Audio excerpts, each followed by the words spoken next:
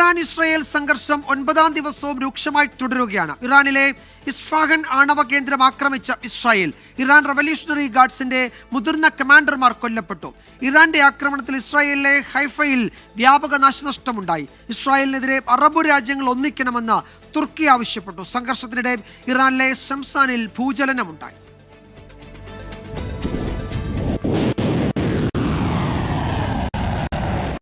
ഇറാനിലെ ഏറ്റവും വലിയ ആണവ ഗവേഷണ കേന്ദ്രം സ്ഥിതി ചെയ്യുന്ന ഇസ്ഫാനിലേക്ക് ഇസ്രയേലിന്റെ ആക്രമണമുണ്ടായെന്നാണ് റിപ്പോർട്ടുകൾ.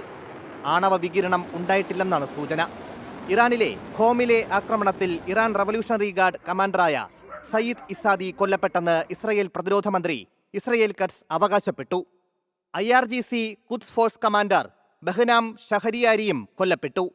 പിന്നാലെ തങ്ങൾ വിജയിക്കാൻ പോവുകയാണെന്ന് ഇസ്രയേൽ പ്രധാനമന്ത്രി ബെഞ്ചമിൻ നെതന്യാഹു എക്സിൽ കുറിച്ചു.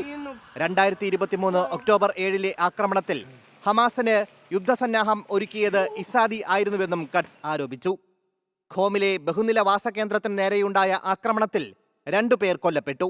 മധ്യ ഇസ്രയേലിലെ ഹൊളോണിൽ ഇറാന്റെ ആക്രമണത്തിൽ ബഹുനില അപ്പാർട്ട്മെന്റ് കെട്ടിടത്തിൽ തീപിടുത്തമുണ്ടായി.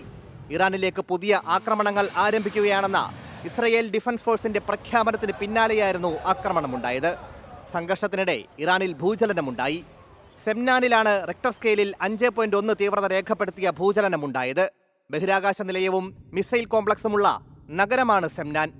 ഭൂചലനത്തെ തുടർന്ന് ഇറാൻ ആണവ പരീക്ഷണം നടത്തിയെന്ന അഭ്യൂഹവും ശക്തമാവുകയാണ്. US ഇറാൻ ആണവ ചർച്ചകൾ അട്ടിമറിക്കാനാണ് ഇസ്രയേൽ ഇറാനെ ആക്രമിച്ചതെന്ന് തുർക്കി പ്രസിഡന്റ് വിമർശിച്ചു. ഇസ്രയേലിനെതിരെ അറബ് രാജ്യങ്ങൾ ഒന്നിക്കണമെന്നും തുർക്കി ആഹ്വാനം ചെയ്തു. ഇസ്രയേൽ ആക്രമണത്തിൽ GCC രാജ്യങ്ങൾ അന്താരാഷ്ട്ര ആണവ ഏജൻസിയെ ആശങ്കയറിയിച്ചു. ഇറാൻ ഇസ്രയേൽ സംഘർഷം 9ാം ദിവസത്തിലേക്ക് നീങ്ങുമ്പോൾ ഇറാനിൽ 639 പേരും ഇസ്രയേലിൽ 25 പേരും മരിച്ചതായാണ് അനൌദ്യോഗിക റിപ്പോർട്ടുകൾ. International desk 24.